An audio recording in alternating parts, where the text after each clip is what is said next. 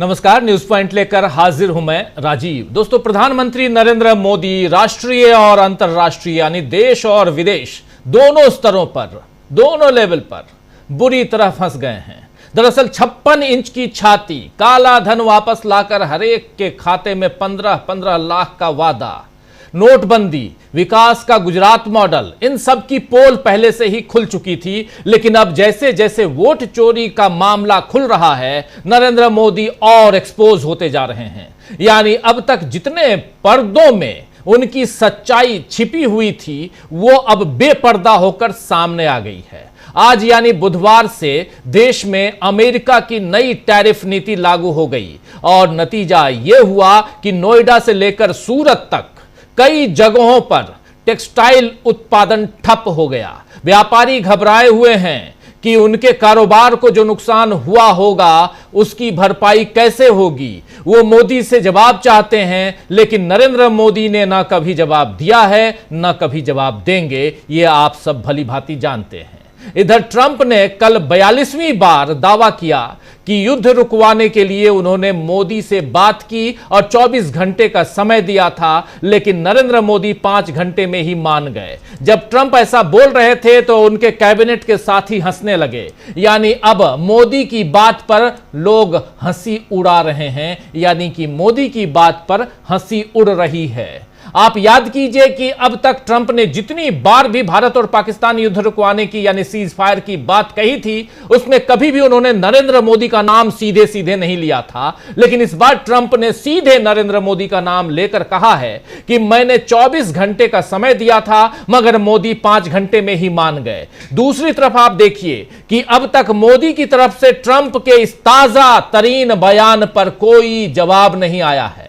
राहुल गांधी ने आज मुजफ्फरपुर में, जब राहुल गांधी अपनी, आप जान रहे हैं, वोटर अधिकार यात्रा लेकर निकले हुए हैं, राहुल गांधी, तेजस्वी यादव और उनके 2 साथी और हैं गठबंधन के, महागठबंधन के, जिसमें दीपांकर भट्टाचार्य सीपीआई एमएल के यानी माले के हैं, जनरल सेक्रेटरी हैं, और दूसरी तरफ विकासशील इंसान पार्टी के नेता मुखिया मुकेश सहनी भी हैं। ये चारों, और इनका साथ देते हुए आज 4 लोग और दिखाई दिए, उनका जिक्र भी करेंगे। लेकिन राहुल गांधी जब आज दरभंगा से मुजफ्फरपुर की तरफ बढ़े तो इस पर भी राहुल गांधी ने जो कुछ कहा है, जरा सुन लीजिए। किस पर? ये जो तस्वीर देख रहे हैं इस पर, यानी डोनाल्ड ट्रंप और नरेंद्र मोदी के संबंधों पर, और उसमें भी टैरिफ। क्या कह रहे हैं राहुल गांधी, जरा सुनिए। ट्रंप ने आज कहा कि जब हिंदुस्तान पाकिस्तान का युद्ध हो रहा था, मैंने फोन उठाया और नरेंद्र मोदी से कहा कि सुन, ये जो तू कर रहा है इसको 24 घंटे के अंदर बंद कर। और नरेंद्र मोदी ने 24 घंटे में नहीं, 5 घंटे में सारा का सारा रोक दिया। तो यहां राहुल गांधी ने जो सवाल उठाया है उस पर बीजेपी भी फंस रही है कि आखिर एक कमजोर शख्सियत के व्यक्ति को प्रधानमंत्री क्यों बनाया है। बीजेपी इसका जवाब नहीं दे पा रही है, तो राहुल गांधी की भाषा, उनके लहजे पर सवाल उठा रही है, जबकि उसकी चिंता भी देश का सम्मान होना चाहिए। वैसे सुब्रमण्यम स्वामी ने भी नरेंद्र मोदी की नासमझी पर सवाल उठाए हैं। खैर, मुजफ्फरपुर में आज राहुल गांधी और तेजस्वी यादव के साथ प्रियंका गांधी भी मौजूद थीं। उनकी और राहुल गांधी की बाइक सवारी के वीडियो खूब वायरल हो रहे हैं। जरा बाइक के वीडियो भी दिखाना चाहता हूं, बाइक की सवारी करते हुए। जरा स्क्रीन पर जल्दी से ले आइए। अभी तो आप स्क्रीन पर जो तस्वीर, ये देखिए, ये तस्वीर जो है बहुत वायरल हो रही है, बहुत महत्वपूर्ण है। राहुल गांधी के पीछे बैठी हैं प्रियंका गांधी हेलमेट लगाए हुए, और इधर ऑरेंज कलर में अभी स्क्रीन से थोड़ा बाहर नजर आ रहे हैं तेजस्वी यादव। वो भी ये ऑरेंज कलर की टी शर्ट में, बिल्कुल लेफ्ट साइड में तेजस्वी यादव दिखाई देंगे। और ये तस्वीर काफी वायरल होती हुई आज की ये तस्वीर है। अगर कहें तो पिक्चर ऑफ द डे कह सकते हैं, जहां बाइक की सवारी करते हुए भाई बहन साथ साथ, और ये वीडियो खूब वायरल हो रहा है। इनके अलावा आज खास तौर से तमिलनाडु के सीएम एमके स्टालिन भी पहुंचे थे और राहुल और तेजस्वी को अपना भाई बताकर उन्होंने भी वोट चोरी पर बीजेपी को घेरा है। पहले रेवंत रेड्डी और अब एमके स्टालिन का इस यात्रा में आना एनडीए के लिए बड़ी चोट है, क्योंकि हिंदी भाषी बिहार में दक्षिण के नेताओं को लाकर राहुल गांधी नए तरीके से भारत को जोड़ रहे हैं। इस मौके पर क्या कुछ कहा है, एक भाषण का छोटा सा हिस्सा, चूंकि भाषण दे रहे थे एमके स्टालिन तमिल में और ट्रांसलेशन हो रहा था, लेकिन ट्रांसलेशन और इनकी बातों को सुनते ही तालियों की गड़गड़ाहट भी खूब थी। सुनिए जरा एमके स्टालिन को। சகோதரர்கள் ராகுலும் தேஜஸ்வியும் பெறப்போற வெற்றியாத பாஜக இந்த வேலையை பார்க்குது। मेरे भाइयों, राहुल जी और तेजस्वी जी की जीत को रोक ना पाने वाली भाजपा अब गुप्त रास्तों से ये काम कर रही है। இதுக்கு எதிரா வாழ்த்துறதுக்காகத்தான் நான் இங்க வந்திருக்கிறேன்। इसी अन्याय के खिलाफ मेरे भाइयों ने जो आंदोलन छेड़ा है उसे समर्थन देने के लिए मैं तमिलनाडु से आया हूं। तो मेरे भाइयों ने, दोनों भाई यानी तेजस्वी और राहुल गांधी दोनों को भाई कहकर, और मेरे भाइयों ने जो आंदोलन छेड़ा है उसके लिए मैं तमिलनाडु से यहां आया हूं, समर्थन देने के लिए, साथ देने के लिए आया हूं। और ये तस्वीर आप, इसके अलावा एक और भी तस्वीर काफी वायरल हुई तस्वीर थी, एक सेल्फी लेते हुए राहुल गांधी दिखाई देते हैं। जरा सेल्फी वाली तस्वीर को भी अगर स्क्रीन पर ले आए हैं, हमारे तमाम साथी, दर्शक साथी जरूर देखना चाहेंगे। और इसमें पूरा का पूरा ये देखिए, ये सेल्फी, राहुल गांधी सेल्फी ले रहे हैं। इसमें आप देखिए, एक तरफ राहुल गांधी कोने में नजर आ रहे हैं, बीच में एमके स्टालिन नजर आ रहे हैं, उनके बगल में तेजस्वी यादव हैं, और राहुल और एमके स्टालिन के बीच में आप देखिए एक तस्वीर गमछा लिए हुए, लाल गमछा, माले के यानी भाकपा माले के नेता दीपांकर भट्टाचार्य, उनके बगल में मुकेश सहनी, और मुकेश सहनी के कंधे पर हाथ रखे हुए राजेश राम, और उनके दीपांकर भट्टाचार्य के पीछे प्रियंका गांधी नजर आ रही हैं, बाकी सिक्योरिटी के स्टाफ हैं। और ये तमाम नेता और राहुल गांधी की ये सेल्फी आज की पिक्चर ऑफ द डे इसे भी कह सकते हैं। लेकिन दूसरी तरफ ये बाइक वाली सवारी, बाइक की सवारी, ये आपने पूर्णिया से अररिया की तरफ बढ़ रहे थे राहुल गांधी, तब भी देखी थी आपने, लेकिन वहां पर राहुल गांधी अकेले थे। आज यहां राहुल गांधी की सवारी पर यानी उनका साथ देते हुए प्रियंका गांधी नजर आई। राहुल के पीछे बैठी हुई प्रियंका गांधी, भाई बहन सवारी करते हुए, बाइक की सवारी करते हुए। राहुल गांधी ने और तेजस्वी यादव ने आज गुजरात मॉडल, जी हां, गुजरात, राहुल गांधी ने आज मोदी के गुजरात मॉडल का सच भी खोला है। जरा देखिए, सुनिए। गुजरात मॉडल आर्थिक मॉडल नहीं है, गुजरात मॉडल वोट चोरी करने का मॉडल है। और इस मॉडल को ये 2014 में नेशनल लेवल पे लाए। आप देखिए, मध्य प्रदेश का चुनाव चोरी किया, हरियाणा का किया, महाराष्ट्र का किया। हम कुछ बोलते नहीं थे क्योंकि सबूत नहीं था, मगर महाराष्ट्र में सबूत मिल गया, इन्होंने कुछ ज्यादा कर दिया।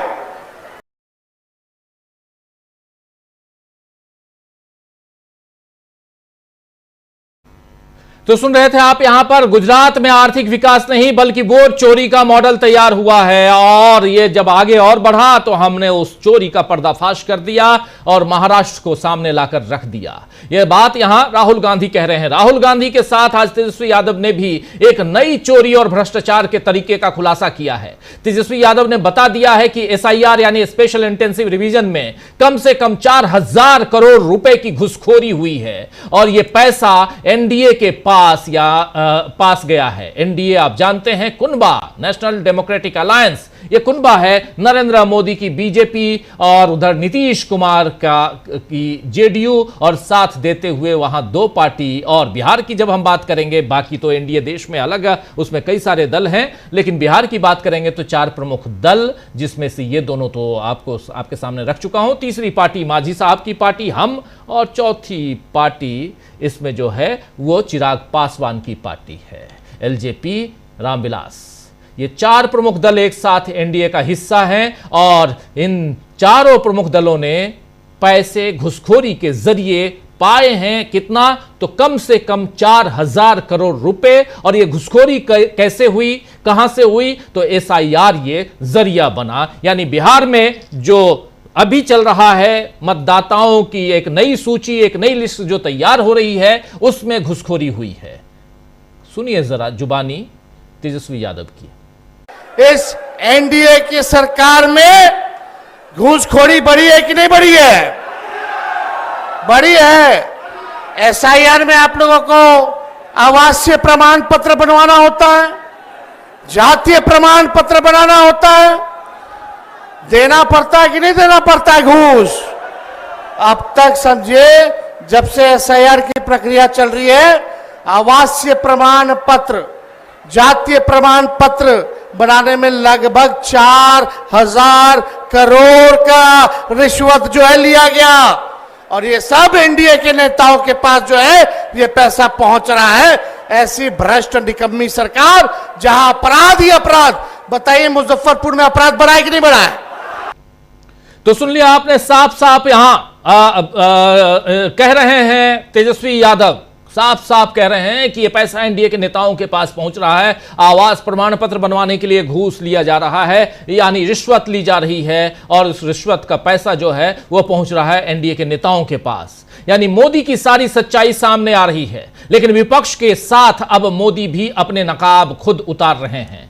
कल गुजरात में जापान के साथ संयुक्त उपक्रम की शुरुआत करते हुए नरेंद्र मोदी ने साफ कहा कि उन्हें मतलब नहीं है कि धन काला है या गोरा है, डॉलर है या कुछ और है, बस प्रोडक्शन देश में होना चाहिए।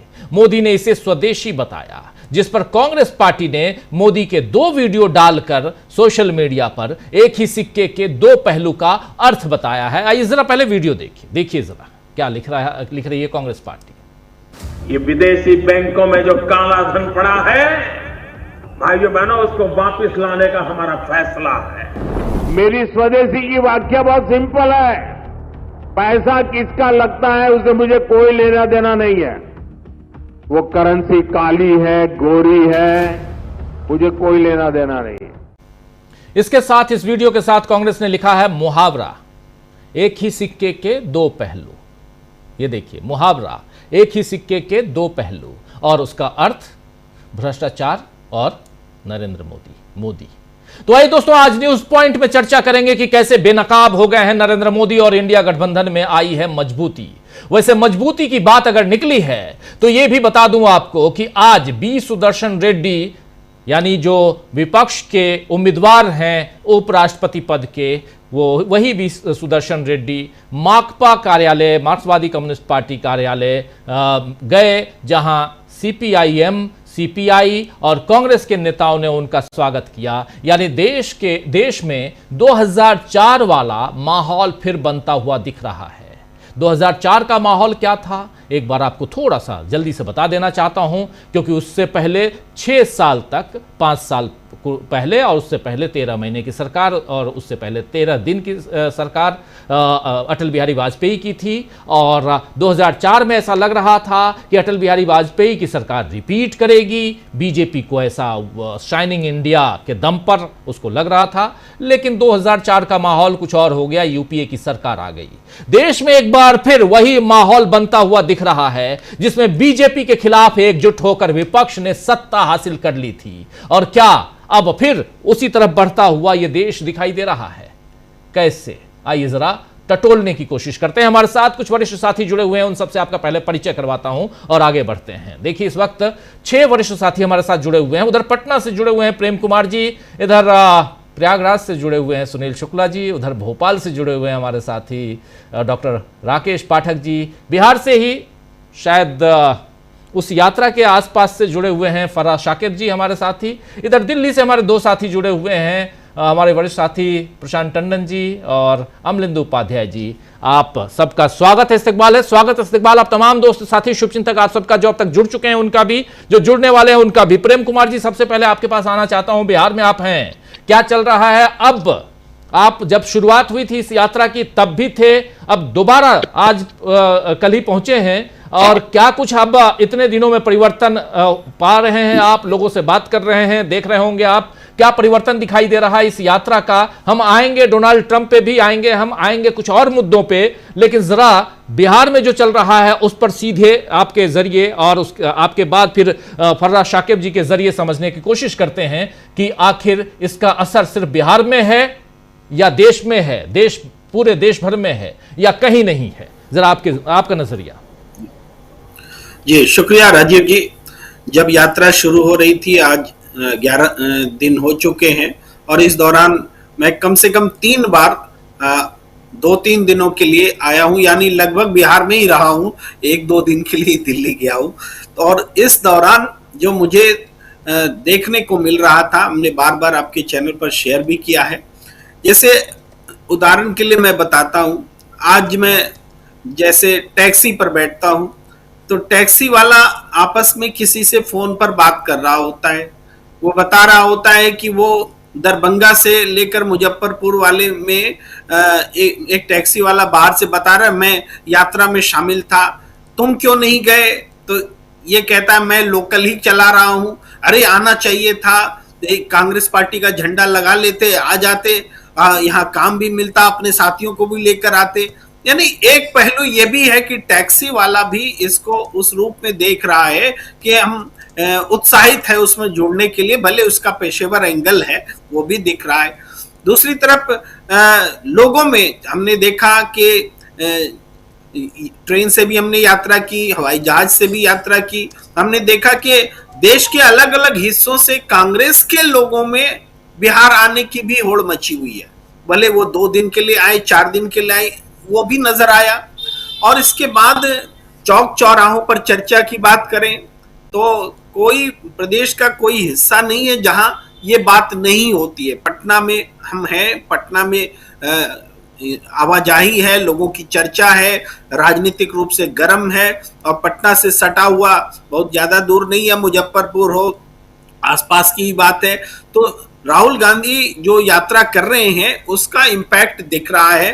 हर जगह बात हो रही, चर्चा हो रही है कि इस बार बहुत जोरदार तरीके से प्रतिपक्ष की तैयारी है। और साथ में यह भी बात होती है कि ऐसी तैयारी एनडीए में नहीं दिख रही है। जो तैयारी महागठबंधन की है वैसी तैयारी एनडीए में नहीं दिख रही, इसकी भी चर्चा होती है। नहीं वो कर तो रहे हैं तैयारी। एसआईआर क्या है प्रेम कुमार जी? एनडीए के पहले से कर रहा है। 25 तारीख को नोटिफिकेशन आ गया था, सितंबर को, माफी चाहूंगा जून को। उनकी तैयारी देखिए, 65 लाख लोगों के नाम कट गए और कह रहे हैं 2 करोड़ के नाम कटेंगे। बिल्कुल, आप जिस तैयारी की बात सीरियस नोट पे नहीं कह रहा हूं, आप अपनी बात रखिए। आप जिस बात की ओर ध्यान दिला रहे हैं, जनता रैली और प्रदर्शन और भीड़ का जुटना, इन सब से कंपेयर कर रही है। ऐसे नरेंद्र मोदी जी की भी सभाएं हुई है, अमित शाह की भी हुई है, होती रही है। लेकिन आप देखिए कांग्रेस की तरफ से, महागठबंधन की तरफ से इस यात्रा से पहले कन्हैया कुमार की एक लंबी यात्रा चली थी, पलायन रोकने की यात्रा, रोजगार से जुड़ी यात्रा। तो उसने भी बिहार को उद्वेलित किया था और बिहार आज एक बार फिर उद्वेलित है, क्योंकि आपने जो बात कही, एसआईआर जैसी एक्टिविटीज जिसमें वोट के अधिकार छीने जा रहे हैं। तो वोट का अधिकार रैली का नाम ही है वोट अधिकार रैली। तो ये एक ऐसे अधिकार की रक्षा के लिए है जिसकी पूरी पैकेजिंग राहुल गांधी ने संविधान बचाने के तौर पर, उसकी लड़ाई के तौर पर की है। और वोट का अधिकार नहीं बचेगा तो कुछ नहीं बचेगा। वोट का अधिकार नहीं बचेगा, आपका वोट जब चोरी कर लेती है सरकार या नरेंद्र मोदी चोरी कर लेते हैं, तो वो आपके लिए फिर क्यों सोचे? वो चुरा करके ही सरकार बनाते रहेंगे। ये बात भी वो समझा रहे हैं। और इसमें बहुत सही तरीके से आज की रैली जो आप दिखा रहे हैं, सब लोग देख रहे हैं, जनता में चर्चा है इसकी। उसमें आप देखिए प्रियंका गांधी 2 दिन से मैदान में उतरी हैं, आज स्टालिन भी उतर गए, बाकी नेता तो रोज शामिल हो ही रहे हैं। तो ये जो परिदृश्य है, ये परिदृश्य इस चुनाव से पहले किसी चुनाव में दिखा नहीं था। ये पहला चुनाव है जिसमें अपोजिशन इस तरह से शोकेस हो रहा है, जनता के बीच में अपनी एकजुटता का इजहार कर रहा है। निश्चित रूप से चाहे बाइक की रैली, चाहे गाड़ी से राहुल गांधी का चलना, हमने पहले भी कहा कि राहुल गांधी ने समझौता किया है कि वो पैदल नहीं चल रहे हैं, वरना राहुल गांधी तो पैदल बिहार को माप देते, बाकी नेता उनके साथ नहीं चल सकते, इसलिए वो कर रहे हैं। लेकिन ये जो मजमा है, एक चेतना जगाने का मजमा है, राजनीतिक चेतना जगाने का की कोशिश है। इसमें भ्रष्टाचार के नए नए तरीकों के बारे में बात हो रही है। आपने तेजस्वी को सुनाया कि कैसे इस SIR प्रोसेस में भ्रष्टाचार अलग अलग तरीकों से मजबूत हुआ है। ये बिहार में, हालांकि अब तो पूरे देश में है, बिना पैसे के कागज नहीं हिलता है, एक टेबल से दूसरे टेबल तक नहीं हिलता है। पहले ये लोग बार बार राजीव गांधी का उदाहरण देते हैं कि राजीव गांधी बोलते थे कि 15 पैसा ही जाता है और उस पर हंसी मस्करा करते हैं, लेकिन सच ये है कि एनडीए की सरकार में कोई प्रोजेक्ट शुरू होने से पहले कट मनी ले लिया जाता है, बाद में वो स्टार्ट होता है। ये सबको पता है, किसी भी व्यापारी से बात कर लीजिए, कहीं भी बात कर लीजिए। और अब तो नरेंद्र मोदी ने खुलकर कह दिया, हमें काला गोरा रुपए से कोई मतलब ही नहीं है, वो काला हो या गोरा हो। आप मर्डर करके पैसा लाइए, किसी की सुपारी लेकर के काम कीजिए, पैसा लाइए, चोरी करके पैसा लाइए, हर पैसे का वेलकम है। ये एक बाप अगर अपने बच्चे से ऐसी उम्मीद करता है तो हम लोग उसको नालायक बाप कहते थे अपने बच्चा को बिगाड़ दिया है। आज देश का प्रधानमंत्री अपनी देश की जनता से कह रहा है, कहीं से पैसा कमाओ, वो काला हो गोरा हो उनको कोई मतलब नहीं है, मर्डर करके कराओ, चोरी करके कराओ, भ्रष्टाचार करके लाओ, लेकिन हमको पैसा लेकर के आओ। ये सीख हमारे देश के प्रधानमंत्री दे रहे हैं। समझिए, एक सरकार जिसने भ्रष्टाचार के खिलाफ क्रूसेड कर दिया था, अन्ना आंदोलन कर दिया था, तो ये यूपीए की सरकार को गिराने के लिए भ्रष्टाचार के खिलाफ आंदोलन चला, उससे उपजा हुआ प्रधानमंत्री आज कह रहा है कि कहीं से कोई भी तरीका हो, कोई भी भ्रष्ट तरीका हो, हमें मंजूर है। ये जो स्थिति पैदा हो गई है, ये 11 साल में साफ हो गया है कि इनका भ्रष्टाचार का आंदोलन झूठा था, इनका काला धन लाने की बात झूठी थी, 15 लाख वाली बात झूठी थी, और विकास के तमाम दावे झूठे निकले। बिहार के लोग तो बहुत अच्छे तरह से जानते हैं कि कैसे 1.25 लाख करोड़ पैकेज देने की बात की गई थी, आज तक बिहार को कुछ नहीं मिला। और गुजरात से कंपेयर कीजिए, आज गुजरात सबसे ज्यादा कुपोषित प्रदेश है, वहां खूब डेवलपमेंट की बात होती है, लेकिन वही गुजरात का मॉडल जिसमें कि अमीर और अमीर होता है, कहीं से पैसा लाओ, कैसे भी कमाओ, गरीबों की उपेक्षा होती रही। राहुल गांधी ने आज बताया भी कि गुजरात का मॉडल क्या है, चोरी का मॉडल, किसी तरीके से चुनाव जीतते रहो, वोट चोरी करके चुनाव जीतते रहो, यही मॉडल उसने पूरे देश में स्थापित किया है। महाराष्ट्र में उसकी पोल खुली है, कर्नाटक में उसकी पोल खुली है। राहुल गांधी कह रहे देश के में 70 से 80 सीटों पर ऐसे ही घोटाले किए गए हैं, चोरी की गई है वोटों की, और ये सरकार चोरी से बनी सरकार है।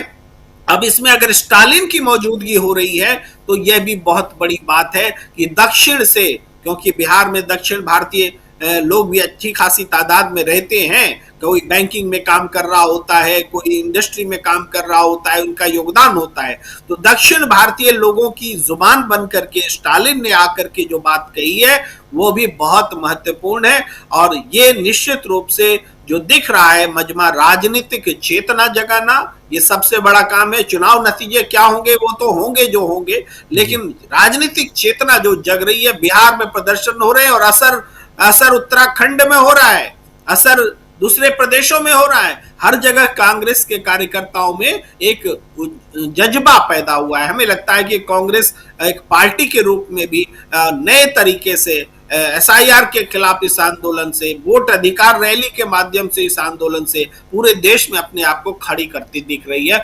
बिहार में तो सबकी नजर में साफ है।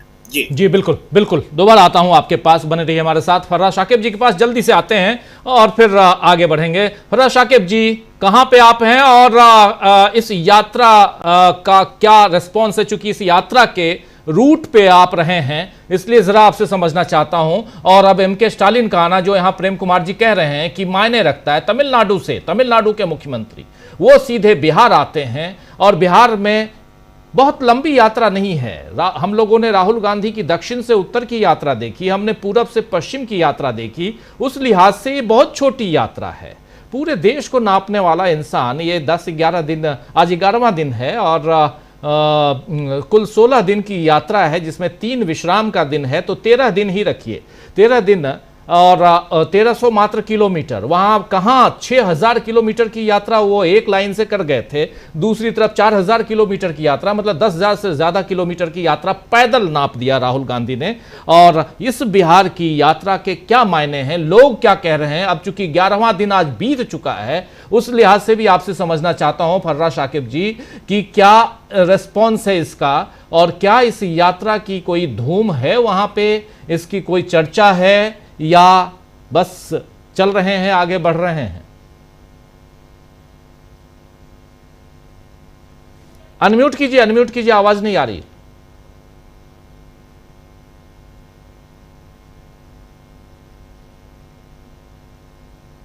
चलिए कोई बात नहीं, आप दोबारा जुड़िए हमारे साथ, दोबारा जुड़िए, जल्दी से आता हूं। डॉक्टर राकेश पाठक जी आपके पास, प्रशांत जी भी जुड़े हुए हैं, सुनील शुक्ला जी जुड़े हुए हैं हमारे साथ मलेंदु उपाध्याय जी भी हैं, सबके पास आता हूं।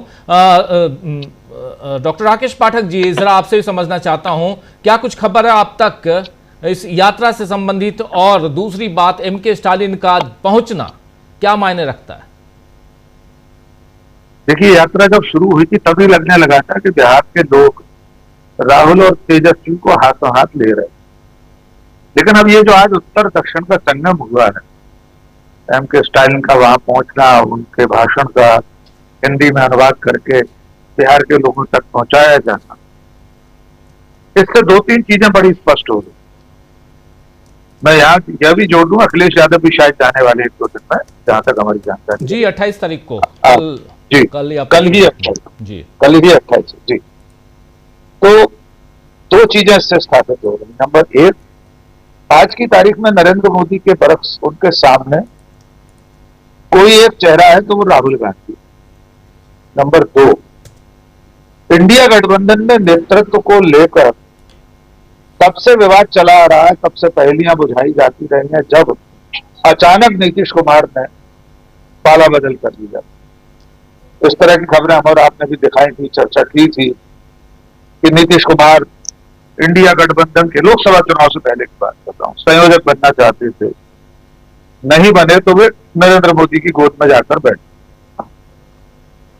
तब से लेकर अब तक राहुल गांधी ने जो यात्रा की है, सड़क से, बाइक से, पैदल, बड़ी गाड़ियों में, और जो राजनीतिक यात्रा की है, लोकसभा में 240 सीटों पर समेट देना नरेंद्र मोदी और बीजेपी को, अब की बार 400 पार के नारे की हवा निकाल देना, उसके बाद से संसद से लेकर सड़क तक राहुल गांधी ने जिस तरह से खुद को आगे लाकर स्थापित किया है, उससे यह भी तय हो गया कि इंडिया गठबंधन के अब वे निर्विवाद नेता है।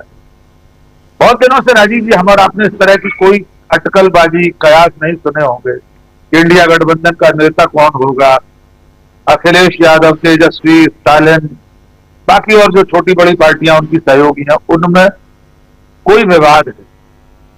आम आदमी पार्टी भी वोट चोरी के मुद्दे पर अभी साथ आती दिखाई दी, उस दिन संसद से मार्च करने में भी साथ थे। संजय सिंह के बयान लगातार उसके पक्ष में आ रहे हैं। हो सकता है अगले चुनाव तक आम आदमी पार्टी साथ न रहे, लेकिन आज की तारीख में राहुल गांधी ने खुद को इंडिया गठबंधन का सर्वमान्य नेता स्थापित कर दिया है। बीजेपी के पास इसकी कोई कार्ड दिखाई नहीं। नरेंद्र मोदी गए थे बिहार, आगे भी जाएंगे, जैसे जैसे चुनाव आएगा पास और ज्यादा उनके दौरे होंगे, लेकिन अब नरेंद्र मोदी का हर दांव उल्टा पड़ता जा रहा है। जैसे आपने शुरू में उनके करेंसी के गोरे काले होने की बात कही, उन्हें अब सब मंजूर है।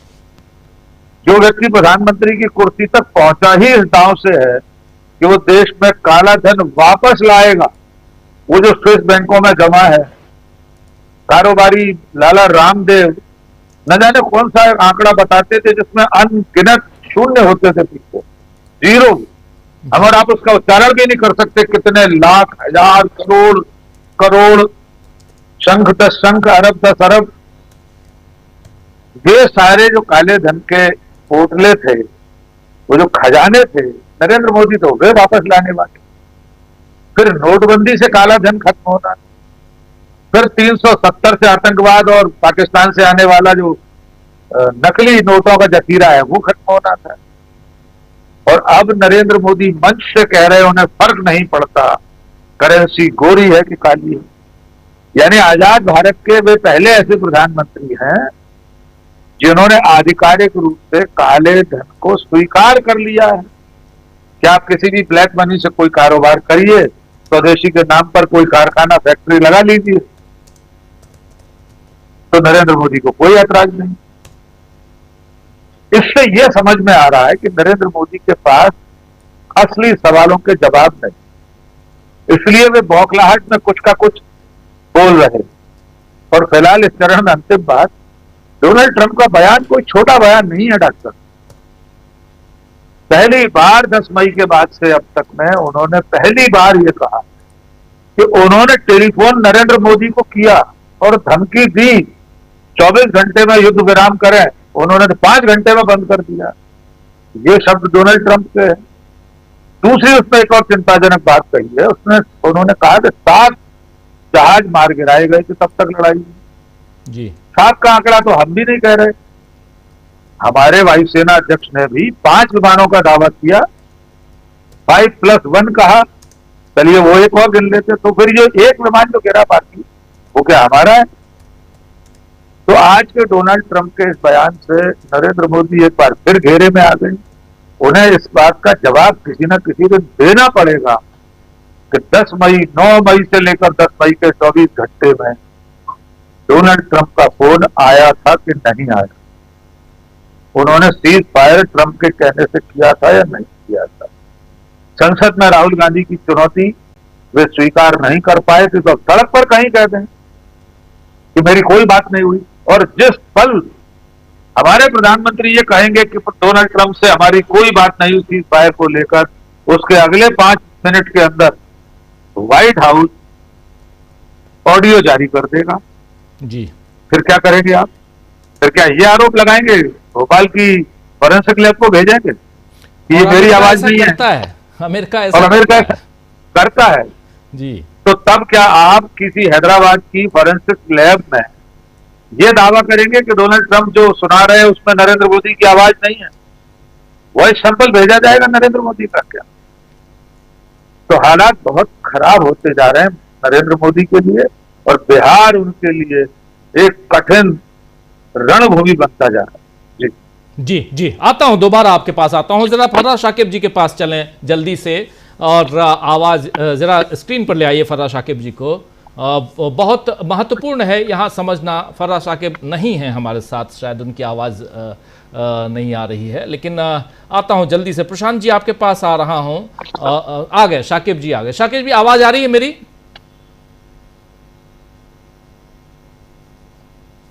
आपकी आवाज़ नहीं आ रही है। बहुत इंपॉर्टेंट पर्सन है आज की तारीख में आप बिहार में, और उस यात्रा के पीछे पीछे साथ साथ चल रहे हैं।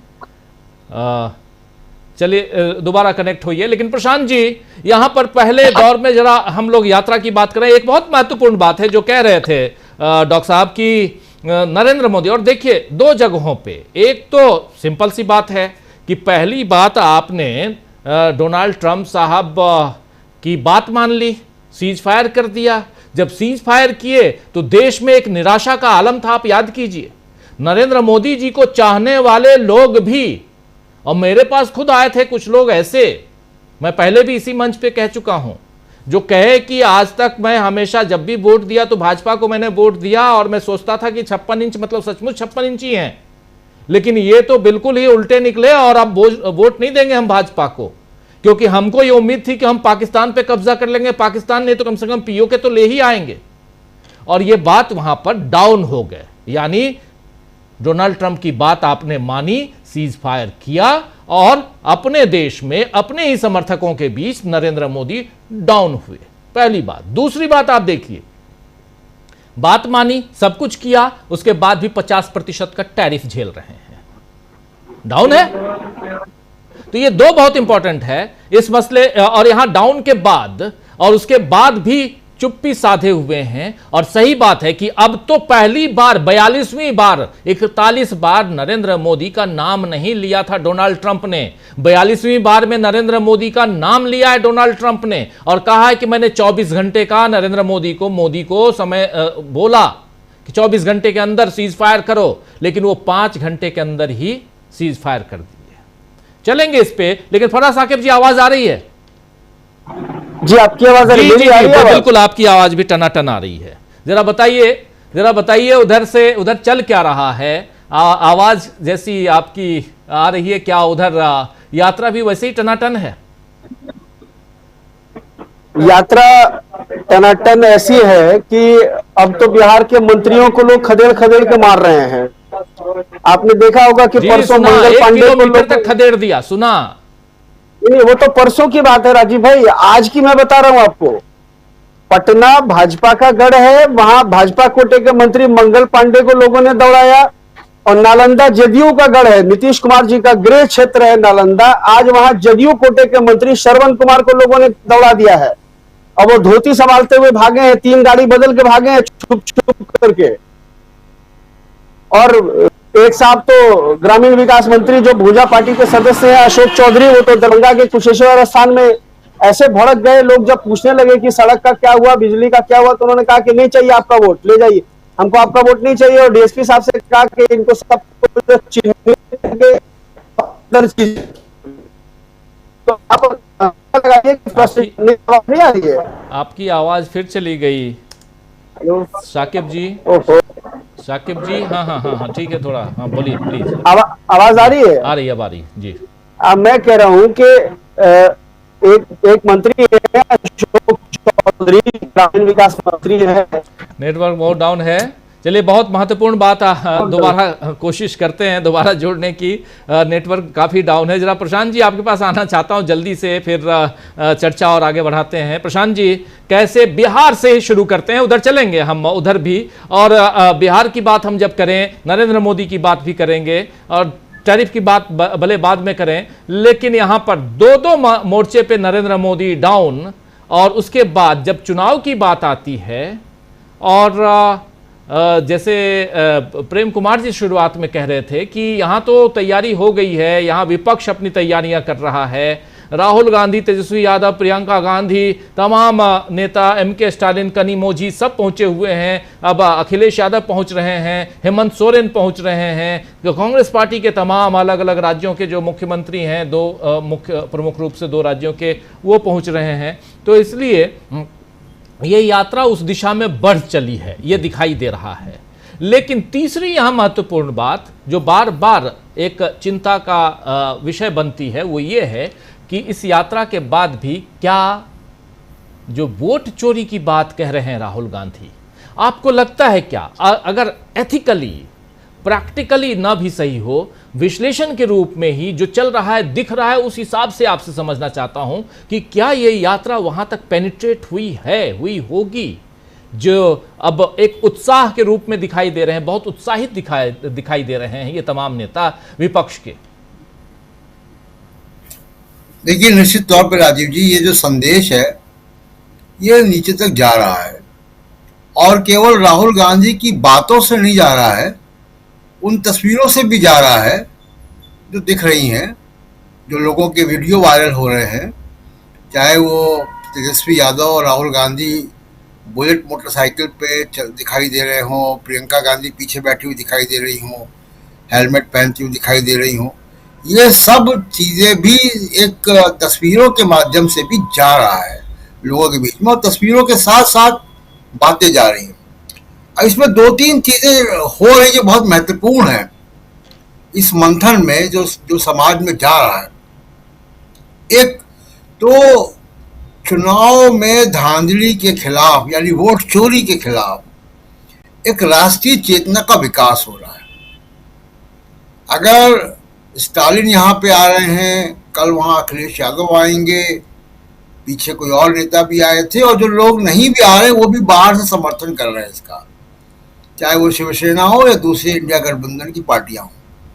तो और सब भुक्तभोगी चुनाव आयोग के, किसी की पार्टी चोरी हो गई, किसी का सिंबल चोरी हो गया, किसी का वोट चोरी हो गया। चुनाव आयोग की जो दादागिरी है वो पिछले कई वर्षों से कायम है और बेरोक टोक कायम है। बेरोक टोक चलिए जरा आपको रोकना चाहूंगा। आप देखिए उधर मुजफ्फरपुर में तेजस्वी यादव बोल रहे हैं, जरा सुन लेते हैं क्या अभी जो शाम का समापन, यात्रा समापन पे अपना भाषण दे रहे हैं, सुनते हैं जरा। कि संघर्ष में आप लोग कंधे से कंधे मिलाकर के ही नहीं बल्कि हम लोगों से भी 4 कदम आगे चलने का काम कर रहे हैं। इसके लिए आप सब लोगों को बहुत बहुत धन्यवाद। और इस वोटर अधिकार यात्रा में मंच पर उपस्थित राहुल गांधी जी,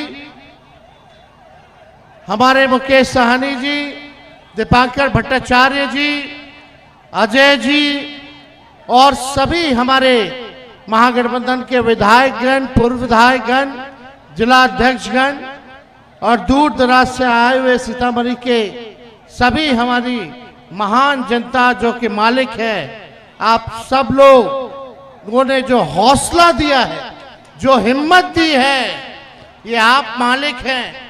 आपने जो ताकत दी है उसी ताकत के बदौलत आज हम लोग मोदी जी और इलेक्शन कमीशन से लड़ाई लड़ने का काम कर रहे हैं। ये ताकत आप जनता मालिकों ने देने का काम किया है और हम सब लोगों का दायित्व बनता है कि आप लोगों का वोटर लिस्ट से नाम ना कटे।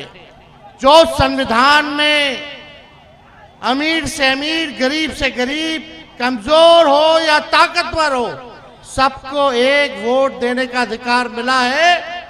ये बाबा साहब अंबेडकर ने संविधान में दिया है। इस अधिकार को किसी भी कीमत पे छीनने नहीं दिया जाएगा। आप लोग बताइए, अपनी वोट की हिफाजत कीजिएगा कि नहीं कीजिएगा? बड़ा बेईमान है ये लोग, फर्जी लोग हैं। ये लोग क्या क्या चोरी कर रहा है, क्या क्या टेक्निक अपना रहा है। बताइए, 2 लोग गुजरात के तय करेगा कि बिहार में कौन बिहारी वोट देगा। ऐसा चलेगा? जोर से बोलो, ऐसा चलेगा? नहीं चलेगा ना। तो इन लोगों को सबक सिखाना है, इन लोगों को सत्ता से बेदखल करना है। अगला सरकार महागठबंधन का बनाना है ना। ऐसे भी हमारे चाचा हाईजैक हो रखे हैं, अचेत अवस्था में हैं। अब सरकार जो है, मोदी जी और अमित शाह जो हैं, वो चलाने का काम कर रहे हैं। अब हमारे चाचा का एक बाल जो है खत्म हो चुका है। बिहार सरकार पूरी तरीके से भ्रष्टाचार में डूब गई है। 80,000 करोड़ का घोटाला हुआ, कोई हिसाब किताब नहीं दिया गया। ये सीएजी के रिपोर्ट में आया। लगातार अपराध बढ़ रहा है, डेली हत्याएं हो रही है। बताओ सीतामढ़ी में अपराध बढ़ा है कि नहीं बढ़ा है? घूसखोरी बढ़ी है कि नहीं? थाना चले जाइए, ब्लॉक चले जाइए, घूस देना पड़ रहा है कि नहीं देना पड़ रहा? आवासीय प्रमाण पत्र बनाओ तो घूस दीजिए, जातीय प्रमाण पत्र बनाओ तो घूस दीजिए। ये भ्रष्टाचारियों को हम लोगों को मिलकर के सबक सिखाना है और एक नया बिहार बनाना है, जहां भ्रष्टाचार मुक्त बिहार हो, जहां अपराध मुक्त बिहार हो, जहां पढ़ाई, दवाई, कमाई, सिंचाई, सुनवाई और कार्रवाई वाली सरकार हो। ऐसे सरकार को हम लोगों को लाना है और हम लोग लाने का काम करेंगे, जहां गरीब, किसान, मजदूर, बुजुर्ग, बच्चे, महिलाएं, सबको हम लोग साथ लेकर के चलने का काम करेंगे। चाहे कोई जात के हो, कोई वर्ग के हो, कोई धर्म के भाई हो, ये बिहार को आगे ले जाना है। इन लोगों के राज में बिहार गरीबी में नंबर 1, बेरोजगारी में नंबर 1, पलायन में नंबर 1, शिक्षा चिकित्सा में सबसे पीछे। ना कारखाना है, ना कोई उद्योग है, ना किसानों की आय देख लीजिए, ना प्रति व्यक्ति आय सबसे फीसदी में हमारा बिहार राज्यों में आता है। इसलिए एक नया बिहार बनाना कि नहीं बनाना? अरे दोनों हाथ उठा करके बताइए, बनाना है ना? तो साथ देना होगा ना, और वोट का हिफाजत कीजिए। ये नकलची सरकार है। तेजस्वी कहा फ्री में बिजली देंगे, तो ये सरकार कहती है हम भी देंगे। तेजस्वी कहा पेंशन बढ़ाएंगे, तो ये सरकार कहती है हम भी पेंशन बढ़ाएंगे। तेजस्वी कहा डोमिसाइल लाएंगे, ये सरकार कहती है हम भी डोमिसाइल लाएंगे। तेजस्वी ने कहा माई बहन मान योजना लाएंगे, देखना कुछ दिनों बाद इसकी भी ये नकलची सरकार नकल करने का काम करेगी। लेकिन ये सरकार नकल कर सकती है तेजस्वी का, लेकिन विजन नहीं ला सकती, सोच नहीं ला सकती कि बिहार को कैसे आगे बढ़ाने का हम लोगों को काम करना है कि नहीं। मोदी जी ने FIR कराया तेजस्वी पर, तो हम कह देते हैं मोदी जी को कि डरने वाले नहीं है। जब लालू जी इनके आका आडवाणी जी को बिहार में गिरफ्तार किया, तो लालू जी का बेटा भी इन लोगों से डरने वाला नहीं, इनसे लड़ाई लड़ने का काम करेगा। ये दंगाई पार्टियों को सबक सिखाना है, सब लोगों को मिल करके काम करना है। इसलिए आप सब लोग यहाँ आए हैं, आप सब बताइए देश का भूत क्या है। देश का भूत मोदी का झूठ। नारा लगाना, देश का भूत, देश का भूत, देश का झूठ।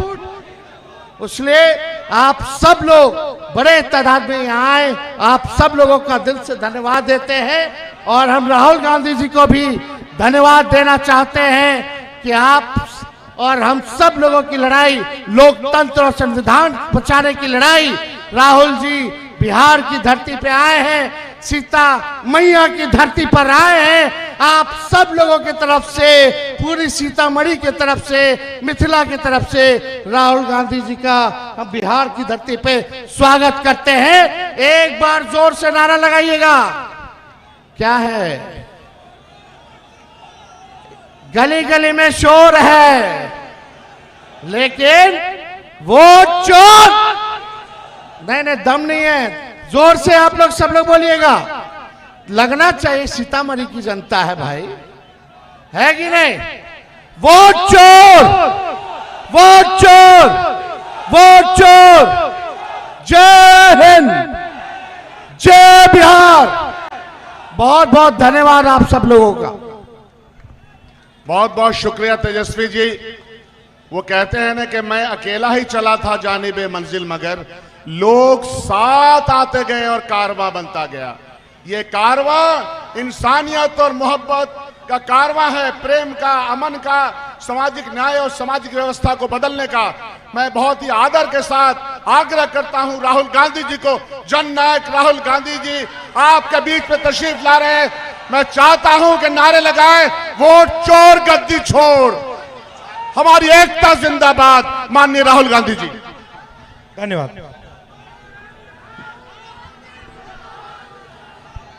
नमस्कार, कैसे हैं आप? ठीक हैं? आपका यहां स्वागत करता हूं। तेजस्वी जी, भट्टाचार्य जी, स्टेज पे जो हमारे इंडिया गठबंधन के सीनियर नेता हैं, सानी जी, भाइयों और बहनों, प्रेस के हमारे मित्रों, आप सबका यहां बहुत बहुत स्वागत, नमस्कार। रात के समय आप आए हैं, हमारी बात सुनने आए हैं, इसके लिए आप सबको मैं दिल से धन्यवाद करता हूं। कुछ दिन पहले हमने वोटर अधिकार यात्रा शुरू की और आपने और आप जैसे लाखों लोगों ने अपनी शक्ति इस यात्रा में डाली और हमारी मदद की। और आज बिहार में बच्चा बच्चा नारा बोल रहा है। क्या बोल रहा है? वोट चोर, वोट चोर। ये 6-6 साल के बच्चे आ रहे हैं और कह रहे हैं वोट चोर गद्दी छोड़। ये काफी समय से चल रहा है। अमित शाह जी कहते हैं कि 40 साल बीजेपी राज करेगी। अब आप सब राजनीति जानते हो, राजनीति में कल के बारे में नहीं कहा जा सकता कि कल जनता क्या सोच ले, क्या जनता कर ले, मगर इनको किसी ना किसी कारण 40 साल के भविष्य के बारे में मालूम है। चुनाव से पहले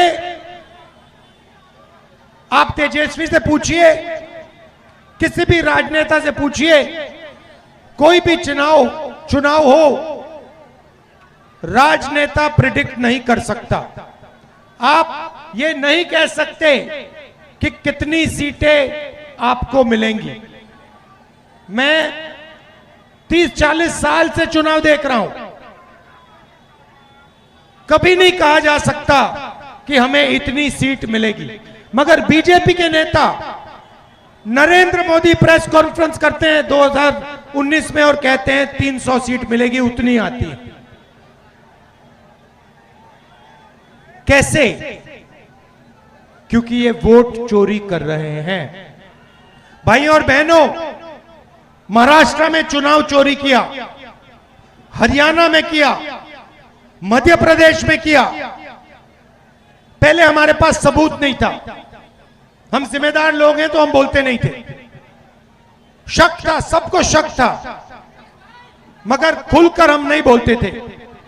और फिर महाराष्ट्र में इन लोगों ने गलती कर दी, कुछ ज्यादा ही चोरी कर दी और बात सामने आ गई। लोकसभा में हम चुनाव जीतते हैं, हमारा गठबंधन स्वीप करता है। 4 महीने बाद 3 पार्टियों का मजबूत गठबंधन है, हम साफ हो जाते हैं। 4 महीनों में क्या हुआ मैं बताता हूं।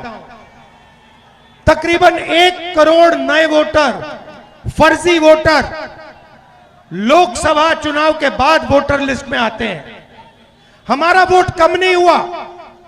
महाराष्ट्र में मुंबई के लोग बैठे खड़े हैं यहां पे, हमारा वोट कम नहीं हुआ, शिवसेना का कम नहीं हुआ, एनसीपी का कम नहीं हुआ। जितने हमें लोकसभा में मिले उतने हमें विधानसभा में मिले। मगर बीजेपी का वोट बढ़ा। कितना बढ़ा? जितने नए वोटर आए थे उतना बीजेपी का वोट बढ़ा। और जहां भी नए वोटर थे वहां बीजेपी चुनाव जीती विधानसभा में। 4 महीने पहले हारी थी, मगर जहां नए वोटर आए वहां बीजेपी जीतती है। तो फिर हमने कहा, इलेक्शन कमीशन से कहा, भाई ये नए वोटर कौन हैं, इनकी लिस्ट हमें दीजिए। इलेक्शन कमीशन कहता हम नहीं देंगे। फिर हमने कहा ठीक है, वीडियोग्राफी होती है, पोलिंग बूथ में वीडियो कैमरा लगता है, वो वीडियोग्राफी दे दीजिए। कहते नहीं, हम नहीं देंगे। हमने उनसे कहा कि कानून है, कानून में लिखा है अगर वीडियोग्राफी मांगी जाए तो कैंडिडेट को वीडियोग्राफी देनी चाहिए।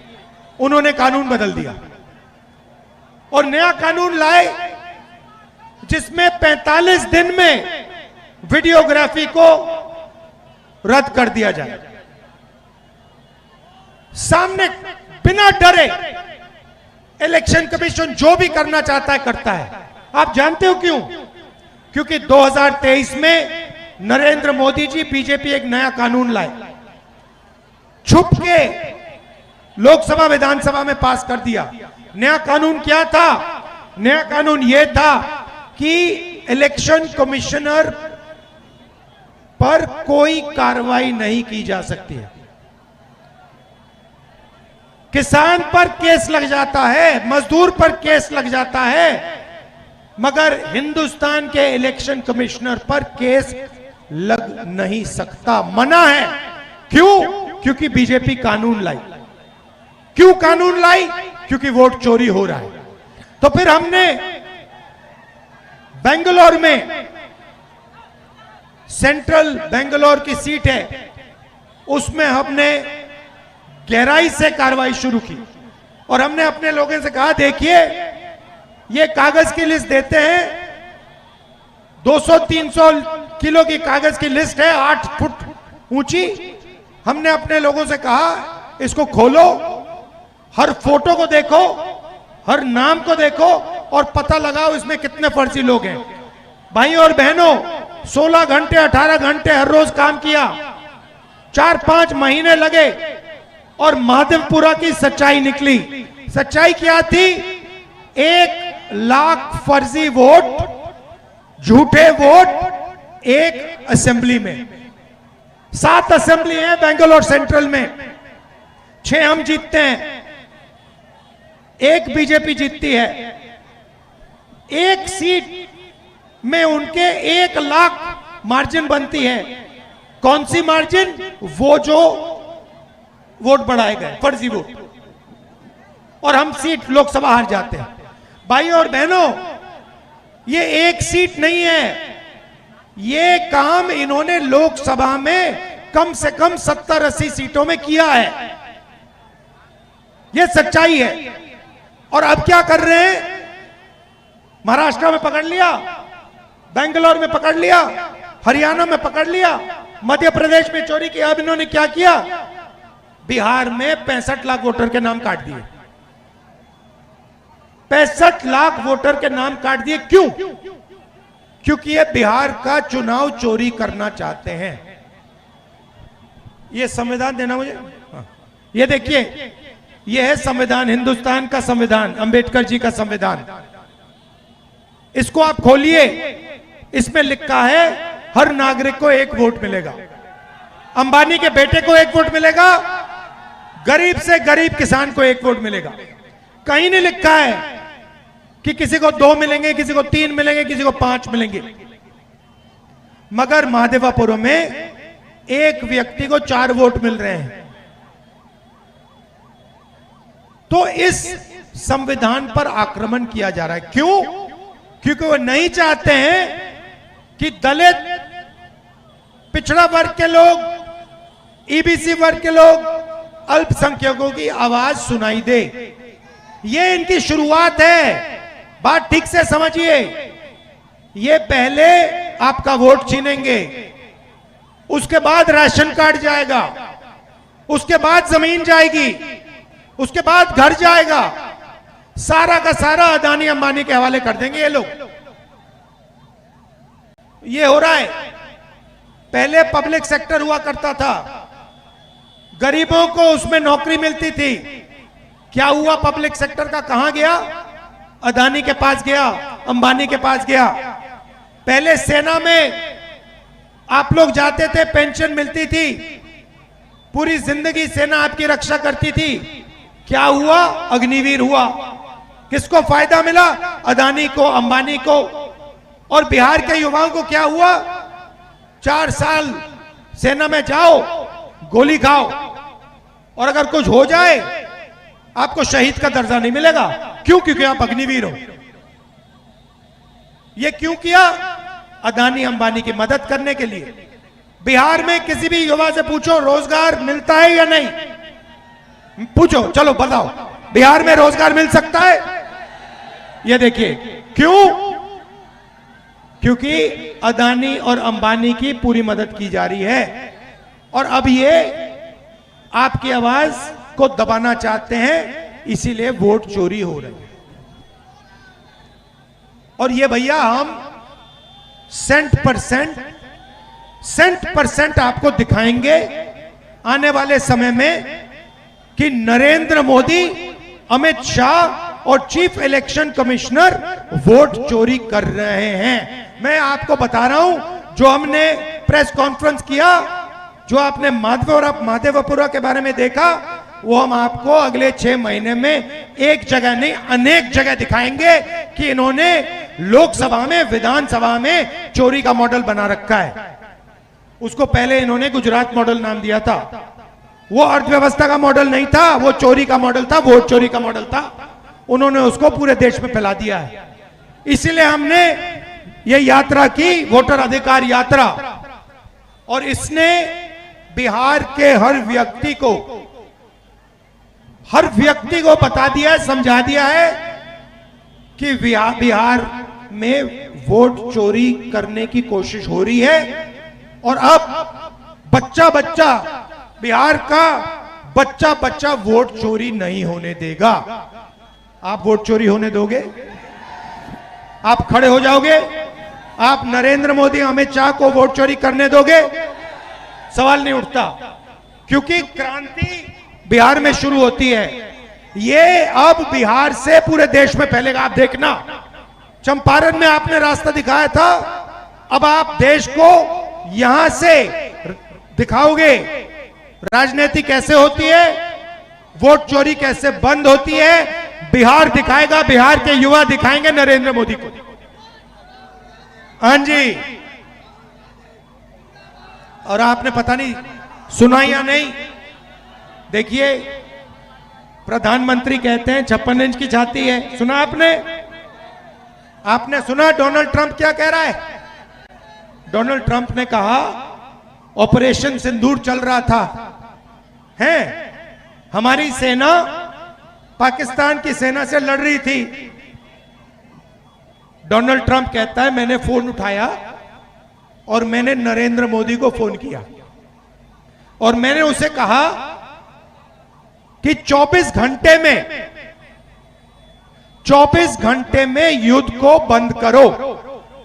और फिर कहता है मैंने सोचा 24 घंटे में करेगा, उसने 5 घंटों में बंद कर दिया। मतलब डरपोक है।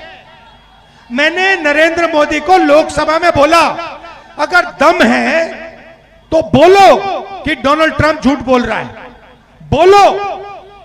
40 बार उसने बोला है, नरेंद्र मोदी के मुंह से चू तक बात नहीं निकली। 1.5 घंटे का भाषण दिया, मगर लोकसभा में ट्रंप को एक शब्द नहीं बोल पाया।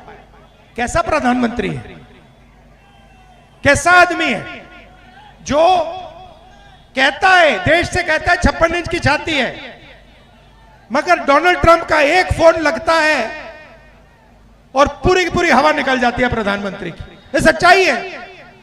अब डोनाल्ड ट्रंप बोल रहा है, पूरा हिंदुस्तान बोल रहा है, हिंदुस्तान के युवा मजाक उड़ा रहे हैं। ये कैसा आदमी है, एक फोन कॉल से डर जाता है। और आप देखिए हमारे नेताओं को देखिए, गांधी जी को कितनी फोन कॉल आई अंग्रेजों से, 15 साल जेल में रहे, कहते मैं नहीं सुनूंगा तुम्हारी बात। जवाहरलाल नेहरू, इंदिरा गांधी, ये लोग डरते नहीं थे। ये लोग जनता से नहीं कहते कि 56 इंच की छाती है। जब टाइम आता था, देश को पता लग जाता था ये लोग कौन है, कैसे लोग हैं।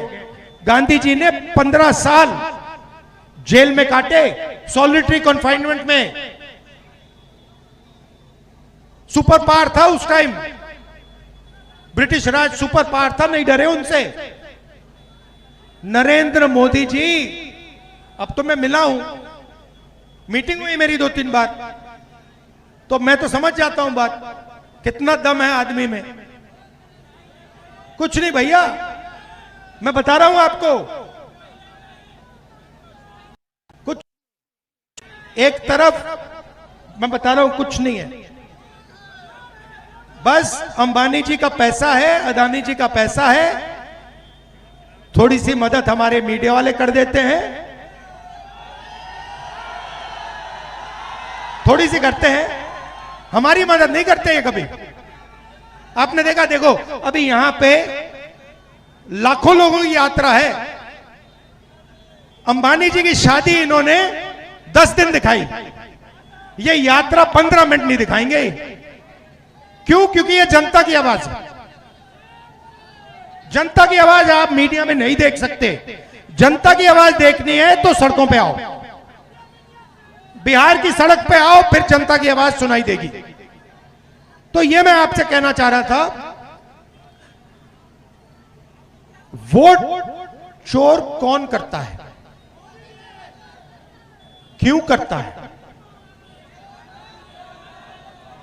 क्योंकि वो गरीबों की आवाज को बंद करना चाहता है, दबाना चाहता है।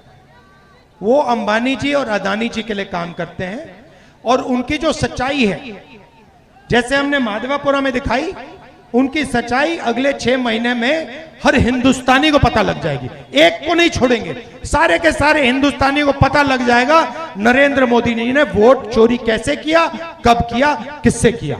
धन्यवाद, नमस्कार, जय हिंद। तो सुन रहे थे यहां पे राहुल गांधी सीधा सीधा एक अलग तरह का आक्रमण करते हुए नरेंद्र मोदी पे, अपने भाषण का बहुत बड़ा हिस्सा नरेंद्र मोदी पे सीधा सीधा हमला करते हुए नजर आए। प्रशांत जी, आप बात कर रहे थे, अब जल्दी जल्दी क्योंकि समय बहुत ज्यादा जा चुका है, जल्दी जल्दी प्रशांत जी, फिर सुनील शुक्ला जी आपके पास आता हूं, बाकी तमाम साथी भी हैं, फर्रा जी भी हमारे साथ हैं। जी प्रशांत जी, तो मैं कह रहा था कि जो ये चल रहा है, जो राहुल गांधी बात कर रहे हैं, जो तेजस्वी बात कर रहे हैं, तस्वीरें सामने आ रही हैं, बात वही है, तमाम जगह कर रहे हैं, लेकिन हर बार कुछ कुछ नया जोड़ रहे हैं। लेकिन ये बात जनता की चेतना में जा रही है, और जिस तरीके से स्टालिन आ रहे हैं, दूसरे राज्यों के लोग आ रहे हैं, तो ये राष्ट्रीय चेतना में चुनाव की धांधली एक राष्ट्रीय मुद्दा बन रहा है। अब ये राष्ट्रीय मुद्दा अगर बनता है तो बीजेपी की जो पॉलिटिक्स है पूरी, वो हिंदू मुसलमान पे टिकी हुई है, उनका मीडिया भी हिंदू मुसलमान पे टिका हुआ है।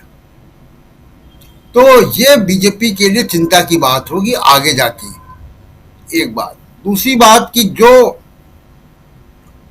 चुनाव आयोग का मामला है, अगर राष्ट्रीय चेतना बन रही है तो सुप्रीम कोर्ट को भी इस राष्ट्रीय चेतना को संज्ञान में लेना पड़ेगा।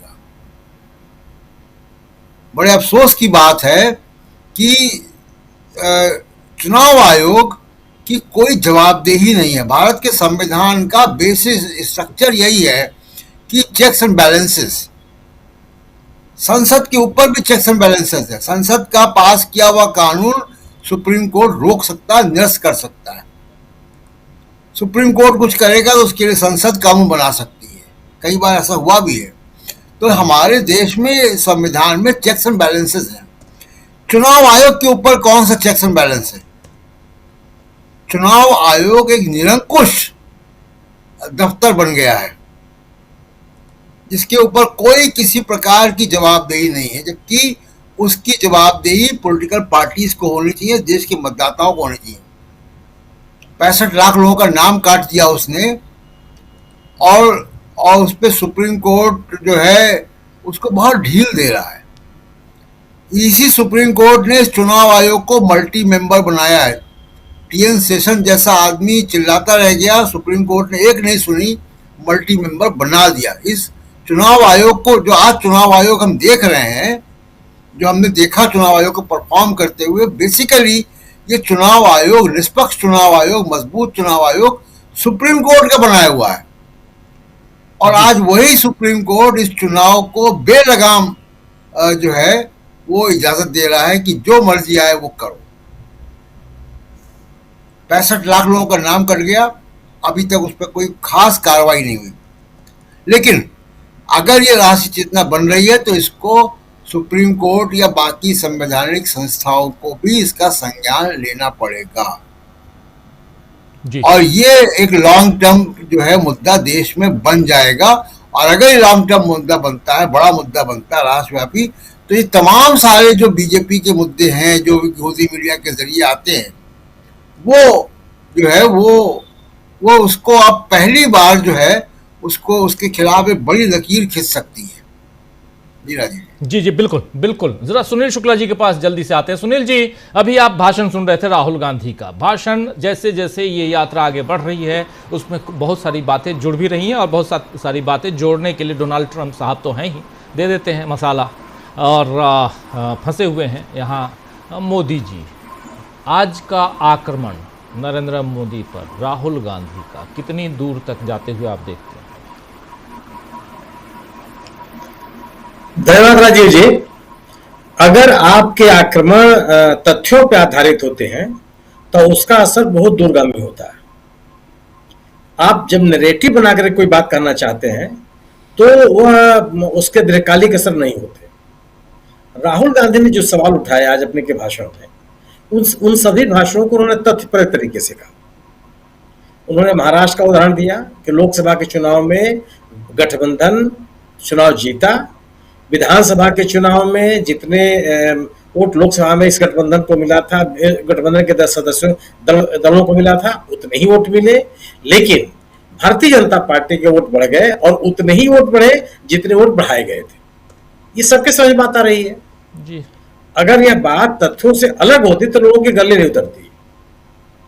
राहुल गांधी ने इस वोट चोरी के मुद्दे को जिस तरीके से विस्तार दिया, एक वैचारिक आधार दिया है, यह लोगों को अपील कर रही है और इसलिए यह समाज के सभी वर्गों को प्रभावित कर रही है। और इसका असर भी देख लीजिए आप, तत्काल इसका आप मूल्यांकन कर सकते हैं कि स्टालिन के बिहार दौरे के समय भारतीय जनता पार्टी ने स्टालिन के ऊपर और डीएमके के ऊपर हमला किया।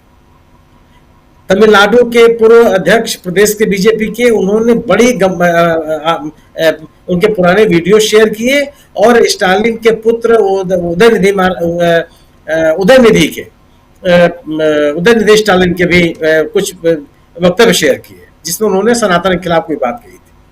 क्या इस पूरे यात्रा के दौरान किसी भी जगह पर स्टालिन को लेकर के किसी भी तरह का विरोध दिखाई पड़ा? किसी ने कोई ऐसी बात कही जिसको लेकर के कहा जाए कि स्टालिन को लेकर बिहार के मन में कुछ तरह का आक्रोश है? स्टालिन ने क्या कहा था? स्टालिन ने तो ही बात कही कि हिंदी प्रदेश के की सरकारें अपने राज्यों का विकास नहीं कर रही है, जिससे बड़े पैमाने पर वहां के युवाओं का पलायन होता है, वो ऐसे राज्यों में आते हैं, चाहे तमिलनाडु हो, चाहे केरल हो, चाहे महाराष्ट्र हो। तो ये तो सीधा सीधा आरोप गवर्नेंस के ऊपर था। अगर आप इसको पोलराइजेशन की राजनीति के तहत उसको सनातन के साथ जोड़ने की कोशिश करेंगे कि डीएमके का स्टैंड सनातन के साथ क्या है, वह आप अपील करने वाली नहीं है। इसलिए कि जो यह मुद्दा राहुल गांधी ने उठाया वोट चोरी का, यह सनातन और सनातन के को लेकर के गर्व करने वाली भावना से ऊपर जा चुका है। सवाल इस बात का है कि अगर हम मतदाता रहेंगे तब हम सनातन की बात करेंगे या नहीं करेंगे। अगर हमारे मताधिकार सुरक्षित रहेगा तब हम सनातन की बात कर पाएंगे या नहीं कर पाएंगे। अगर आप पूरी तरह से आपके मतदान का अधिकार आपसे छीन लिया गया, अगर ऐसी सरकारें बनने लगी जो पूरी तरह से जनादेश के आधार पर निर्भर नहीं होंगी, समाज का वो वर्ग पूरी तरह से मताधिकार से वंचित कर दिया जाएगा जो विभाजनकारी राजनीति से सहमत नहीं है, तो इसका असर तो मैं समझता हूं व्यापक मानना पड़ेगा। और ये जो राहुल गांधी को सुनने लोग आ रहे हैं, क्या वर्ग विशेष के लोग हैं? क्या वह केवल जो एक सामाजिक समीकरण की व्याख्या की जाती रही है लालू प्रसाद जी के साथ, केवल वही लोग हैं? ऐसा तो दिखता नहीं है। और स्टालिन ने बहुत ही शानदार तरीके से बिहार और तमिलनाडु के रिश्ते का भी उल्लेख किया और उन्होंने करुणानिधि और लालू यादव के संपर्कों का भी उल्लेख किया, एक निकटता जोड़ने की कोशिश की। और भारतीय जनता पार्टी जिस आधार पर दूरी बनाने की कोशिश कर रही थी, उन लोगों को अपील करते हुए नहीं दिखाई पड़ी। कारण केवल यह है कि जिस मुद्दे को लेकर के स्टालिन बिहार की जनता के बीच में गए, वह मुद्दा लोगों के राजनीतिक अधिकार से जुड़ा हुआ है, वह उनके वैचारिक आधार से जुड़ा हुआ है। वह विपक्ष, खासतौर से राहुल गांधी या इंडिया दल समूह, लोगों को यह समझाने में सफल दिखता है कि यह जो कोशिश है, यह जो वोट चोरी का मामला सामने आया है, वह केवल यह नहीं कि आपके मताधिकार से वंचित किया जा रहा है, बल्कि जितने भी आपके संवैधानिक अधिकार हैं उससे आप वंचित किए जा रहे हैं। और राहुल गांधी ने बड़े तरीके से अपने संविधान बचाओ अभियान को के साथ इस पूरे के पूरे प्रकरण को जोड़ने की कोशिश की। संविधान की किताब लेकर के बाकायदा उन्होंने लोगों से जिस तरह की अपील की, मेरा अपना मानना यह है कि यह जो मुद्दा है वोट चोरी का, वह केवल मतदाता सूची में गड़बड़ी तक सीमित नहीं है। यह केवल इस बात तक सीमित नहीं रह गया है कि किस तरीके से लोगों के वोट छीने जा रहे हैं। वोट किसका छीना गया? अगर 65 लाख लोगों की आप व्याख्या करें तो सर्वाधिक वोट छीने गए हैं महिलाओं के। वो महिलाएं कौन है? वो उम्रदराज महिलाएं नहीं है जो 2003 के बाद मतदाता बनी है। 2003 और 2024 के बीच में जो मतदाता बने उनकी उम्र कितनी होगी? 60 साल तो नहीं होगी, 70 साल तो नहीं होगी। वो लोग हैं जो पढ़े लिखे हैं, जिन्होंने शिक्षा अर्जित की, जिन्होंने रोजगार चाहिए, जो सरकार के एनडीए इनकम्बेंसी से प्रभावित है, जो गवर्नेंस के तौर तरीके से जिसका उल्लेख कर रहे हैं राहुल गांधी या तेजस्वी यादव, कहीं उद्योग नहीं है, रोजगार के अवसर नहीं है, शिक्षा नहीं है, स्वास्थ्य नहीं है, इससे प्रभावित होने वाला है समूह और उसके मन में सरकार की नीतियों को लेकर के नाराजगी है। तो जो नाराजगी है उस भाव को खत्म कर दीजिए। ये ऐसा वर्ग है, ये 65 लोगों का जिसने जंगल राज नहीं देखा। जंगल राज का जो हवा खड़ा करते हैं ये आज का जंगल राज देख रहा है कि जिसमें बिहार में के पटना राजधानी में सरेआम हत्या हो जाती है, पिता की भी हत्या होती है और पुत्र की भी हत्या हो जाती है, कोई कार्रवाई नहीं होती।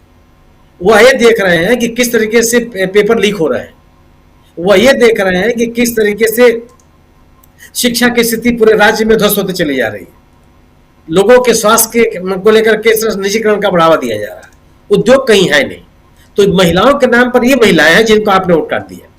उसी तरह से युवाओं की संख्या है, दूसरे नंबर पर ऐसे हैं जो युवा हैं, वो भी वैसे युवा हैं जो 2003 के बाद मतदाता बने, जो 2003 के बाद मतदाता सूची में बने, जिनका नाम 2003 के मतदाता सूची में नहीं था।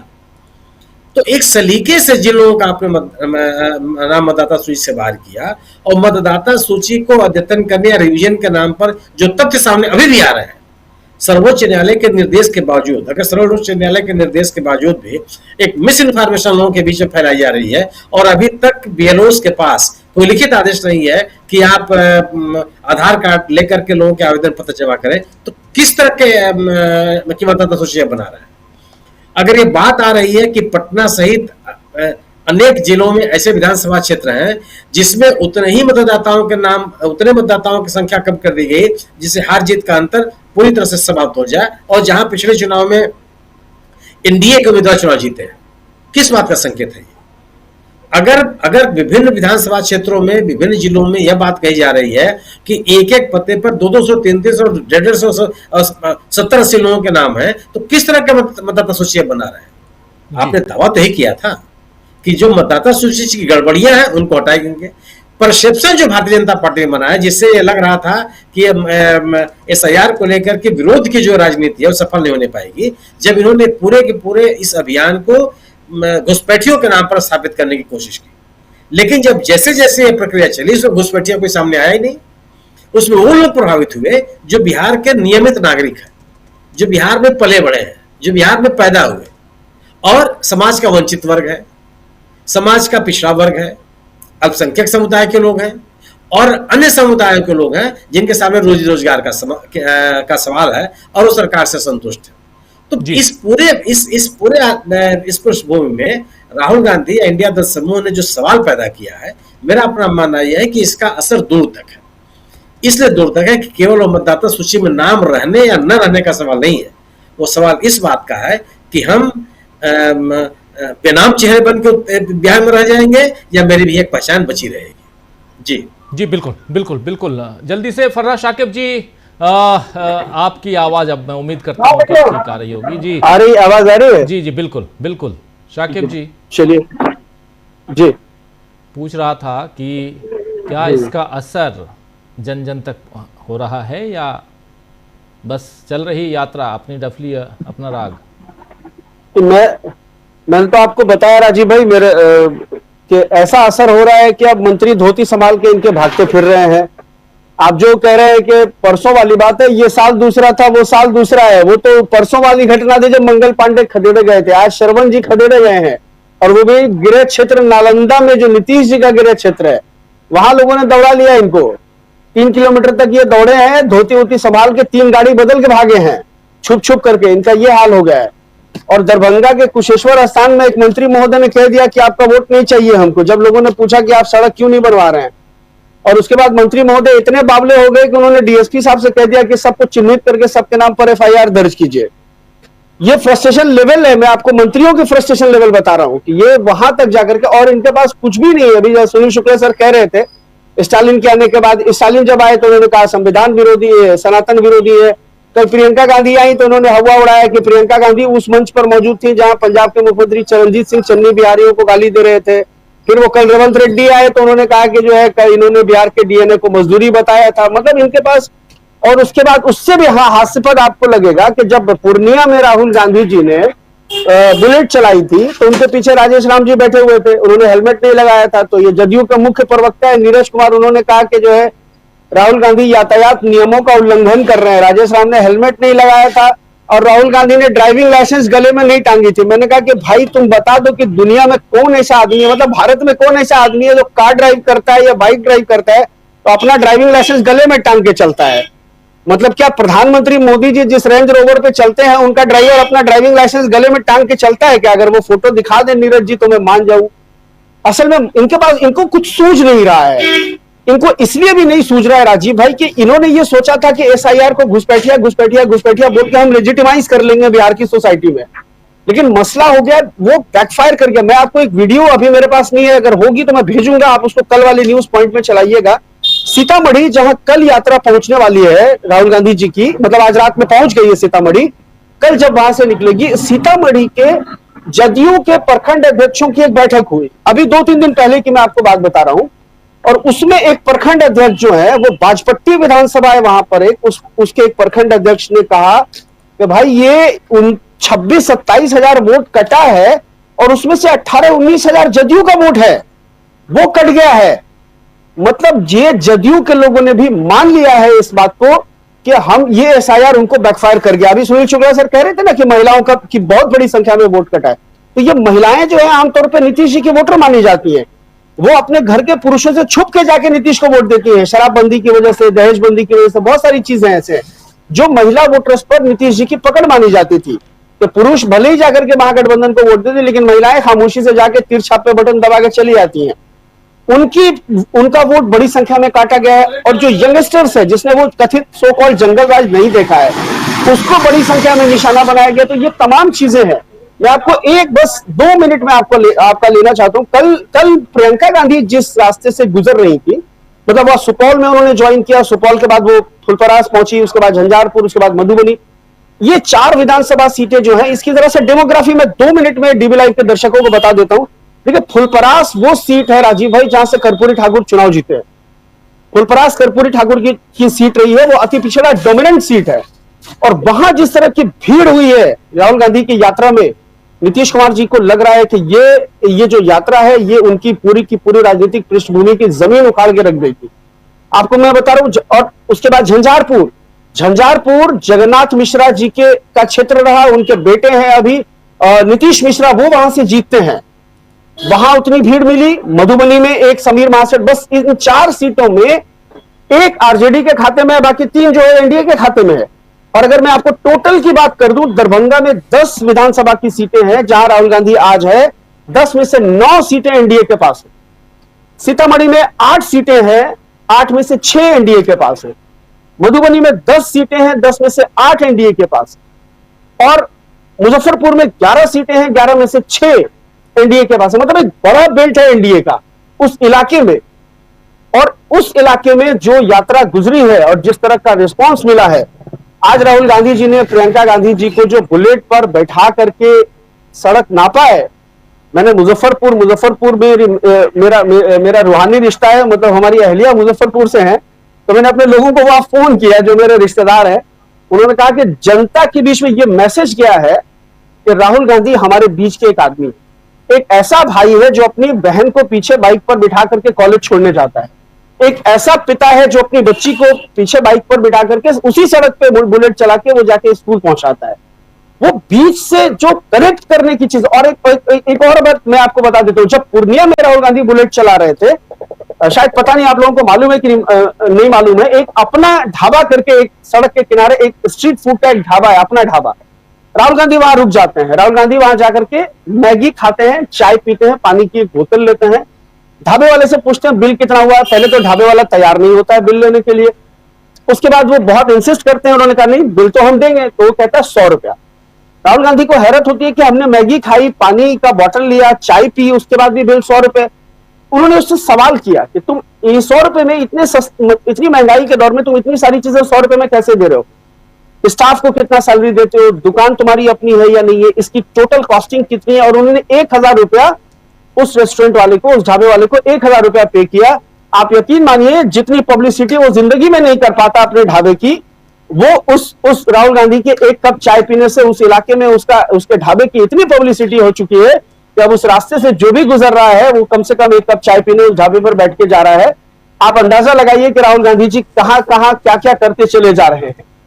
तो ये जो है, और यही वो बौखलाहट है। एक वीडियो भी बनाया था राहुल गांधी, तेजस्वी यादव और वहां शायद तुषार गांधी भी थे। ये वही ढाबा है ना? जी जी जी, बिल्कुल बिल्कुल जी। और आप सोचिए कि किस तरह से लोगों से कनेक्ट कर रहे हैं, लोगों से किस तरह से कनेक्ट कर रहे हैं राहुल गांधी अपने आप को। और अब बिहार की जनता में एक बड़ी बात यह हुई है कि बिहार की जनता में उस यात्रा का नेतृत्व राहुल गांधी कर रहे हैं। ये मैसेज भी बहुत आम है।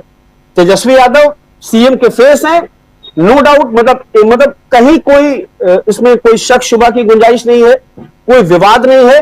लेकिन ये यात्रा जो है, ये वोट अधिकार यात्रा जो है, ये राहुल गांधी इसकी सदारत कर रहे हैं। इसके लीडर है राहुल गांधी, इसका फेस राहुल गांधी है। बाकी सब जो है वो प्लस पॉइंट है। तेजस्वी हो, मुकेश सहनी हो, दीपांकर भट्टाचार्य हो, प्रियंका गांधी आई, कल अखिलेश यादव आएंगे।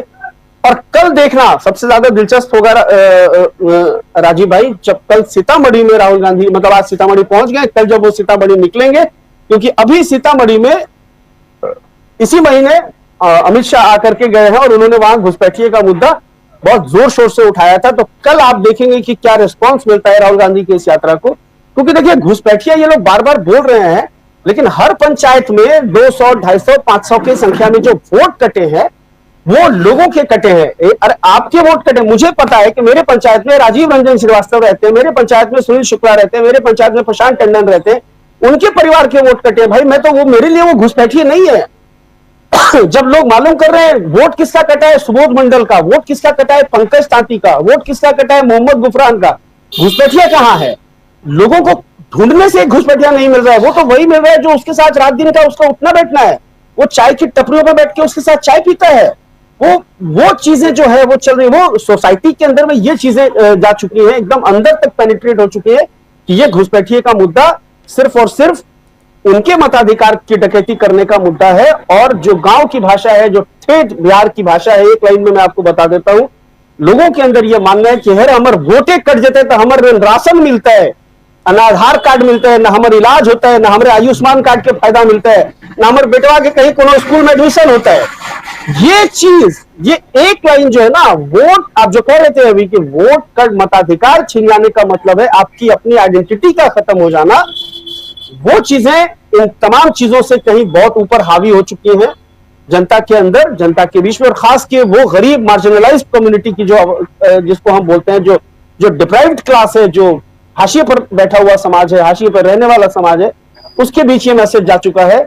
और असल जदयू के लोगों की खलबलाहट इसी से है कि इस वक्त अति पिछड़ा समाज का बहुत व्यापक समर्थन राहुल गांधी की इस यात्रा को मिल रहा है, इसमें कहीं कोई संदेह नहीं राजू भाई। जी जी जी जी, बिल्कुल, बहुत शानदार आप विश्लेषण कर रहे थे और बहुत जमीनी हकीकत जो है वो बता रहे थे। जल्दी से अमलेंदु उपाध्याय जी आपके पास आना चाहता हूं, समय बहुत ज्यादा आज हम लोग खत्म कर चुके हैं और आपके बाद छोटा छोटा एक कमेंट। सुनील शुक्ला जी का नाम जरा ठीक कर लीजिए, सुनील शुक्ला जी के पास भी आऊँगा और प्रशांत टंडन जी के पास भी आऊँगा। अमलेंदु जी, बहुत कुछ अमेरिका से लेकर हिंदुस्तान तक, और हिंदुस्तान में भी बिहार, और बिहार तो आप जानते हैं आंदोलन की धरती है। राहुल गांधी का साथ देने आज जब पहुँचे तमिलनाडु के सीएम M.K. स्टालिन, उन्होंने भी जो, और ख़ास तौर पे वो आए थे जबकि बिहार और तमिलनाडु को लेकर जिस ढंग से वहाँ एक मतभेद उभारने की कोशिश हुई थी, वो सब कुछ आज धराशायी होते हुए दिखाई दिया। ये माना जाए? बिल्कुल राजीव जी, वो सब धराशायी होता हुआ दिखाई दिया। और दूसरा ये कि भारतीय जनता पार्टी ने आज प्रधानमंत्री नरेंद्र मोदी के ऊपर बहुत तगड़े हमले किए, और ऐसे तगड़े हमले किए कि बताइए, प्रधानमंत्री नरेंद्र मोदी जो है वो तो तमिलनाडु से उपराष्ट्रपति पद का उम्मीदवार बनाकर ला रहे हैं, तमिल संगमम करा रहे हैं, वहां के पुजारियों को लाकर यहाँ दर्शन करा रहे हैं वाराणसी में, और सम्राट चौधरी बता रहे हैं कि तमिलनाडु के लोग बहुत खराब होते हैं। तो भारतीय जनता पार्टी ने आज राजीव जी जमकर जो है प्रधानमंत्री नरेंद्र मोदी के ऊपर हमले किए तमिलनाडु के मामले को लेकर। तो ये समझा जा सकता है कि राहुल गांधी ने किस तरीके से भाजपा को भाजपा से ही लड़ा दिया है। भाजपा बिहार जो है वो भाजपा की जो राष्ट्रीय कार्य समिति है और जो केंद्र सरकार है उसके खिलाफ जमकर आज बोली है, इसका मतलब ये समझाया राजनीति। तो हो सकता है कि बिहार के भाजपा के सांसद जो हैं वो सीपी राधाकृष्णन को वोट ना दें। ये भी हो सकता है कि स्टालिन के वहां पहुंचने के बाद। अब ये तो भाजपा के लोग जाने क्या करेंगे क्या नहीं करेंगे, लेकिन जिस तरीके से सम्राट चौधरी आज जो फायर हो रहे थे स्टालिन के ऊपर तमिलनाडु को लेकर राजीव जी, उससे यही लगता है कि बिहार के भाजपा के सांसद जो है सीपी राधाकृष्णन को वोट नहीं देंगे। अब ये देखना है कि चुनाव में क्या होता है क्या नहीं होता है, अब देखा जाएगा। लेकिन जो राजीव जी चल रहा है बिहार से लेकर अमेरिका तक, अमेरिका से लेकर दिल्ली तक, प्रधानमंत्री नरेंद्र मोदी का आज पहली बार नाम लेकर जिस तरीके से ट्रंप ने हमले किए हैं, मुझे लगता है कि इसका जवाब प्रधानमंत्री नरेंद्र मोदी को देना चाहिए और साफ कहना चाहिए कि डोनाल्ड ट्रंप छूटा आदमी है, मेरा नाम फालतू में घसीट रहा है खुद नोबेल प्राइज लेने के लिए। ये प्रधानमंत्री की तरफ से वक्तव्य आना चाहिए।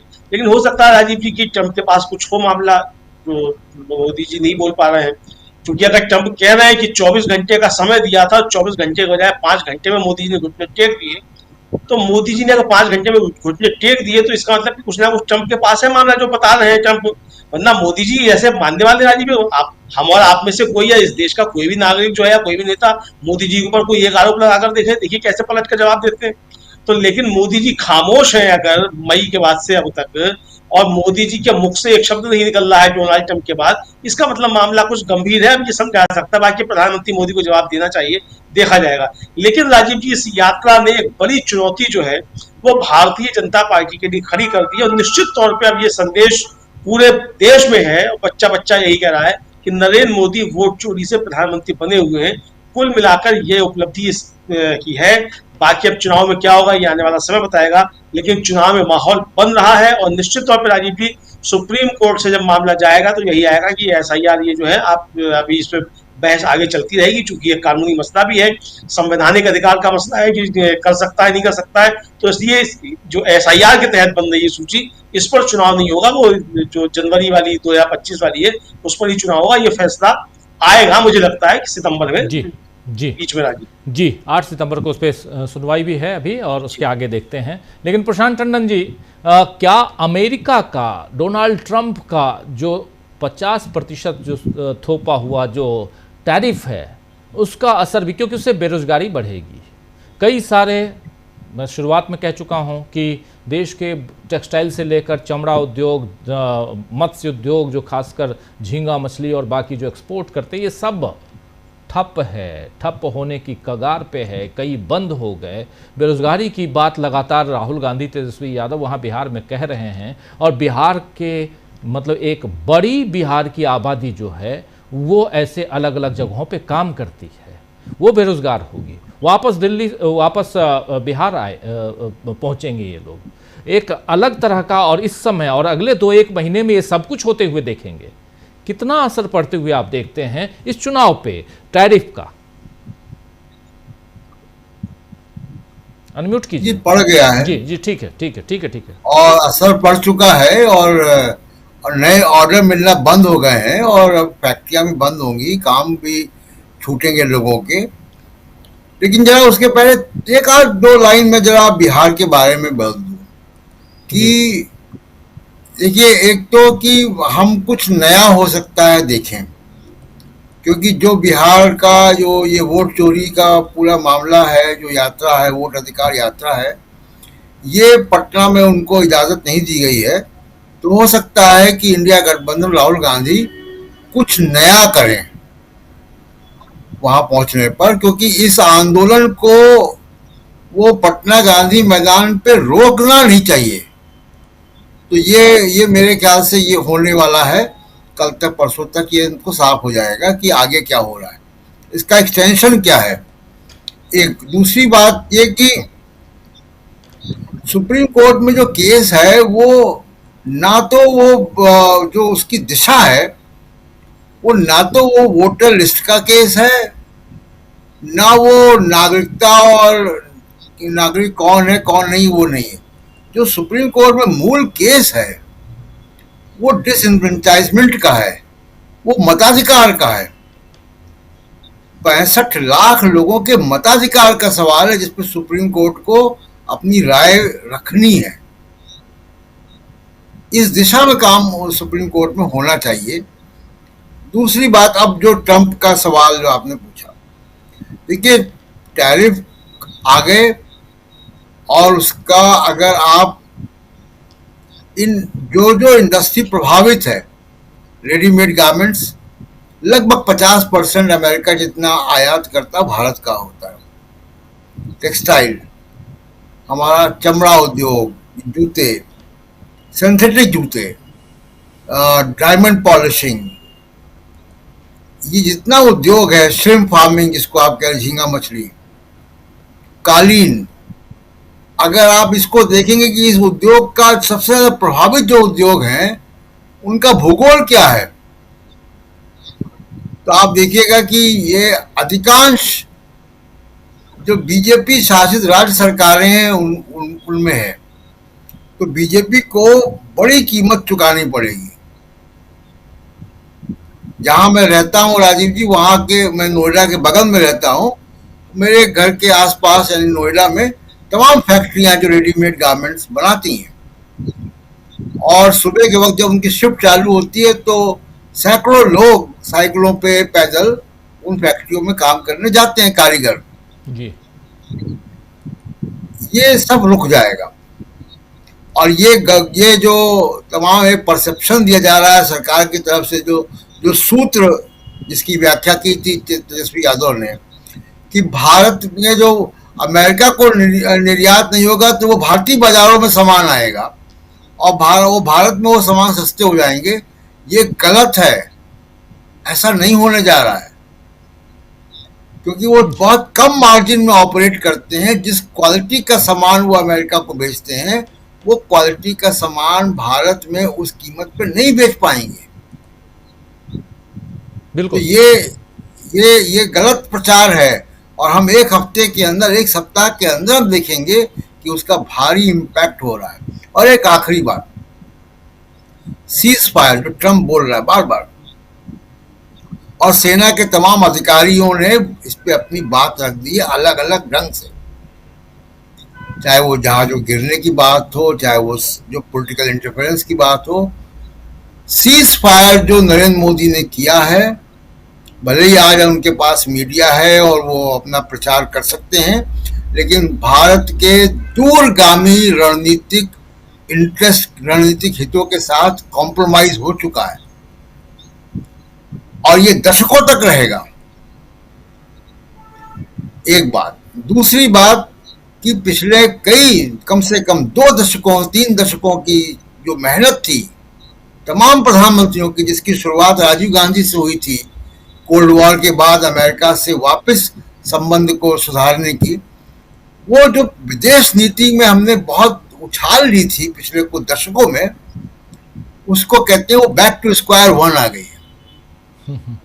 जी। बहुत बड़ा नुकसान हुआ है, दशकों का नुकसान विदेश नीति में नरेंद्र मोदी ने कर दिया है। जी राजीव जी। बिल्कुल बिल्कुल, एक नुकसान है, लेकिन क्या इसका असर बिहार के चुनाव पे पड़ते हुए हम देखते हैं? तमाम चाहे वो SIR करवाएं, कुछ और करवा लें, लेकिन क्या सुनील जी अब एक उम्मीद की किरण इन जो यात्रा निकल रही है उससे दिखाई देती है?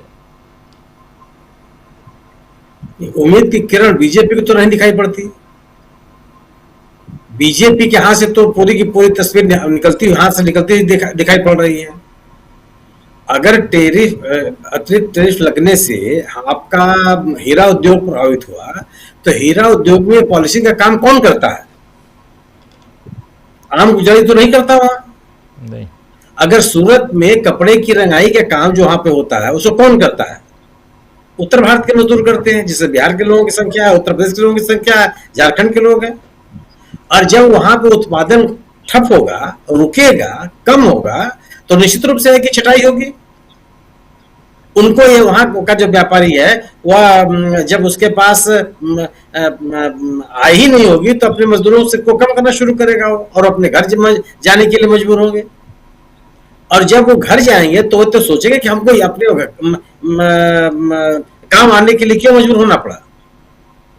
अगर कपड़ा उद्योग पंजाब में प्रभावित हो, दिल्ली में प्रभावित हो, तो उसका मजदूर कहां जाएगा?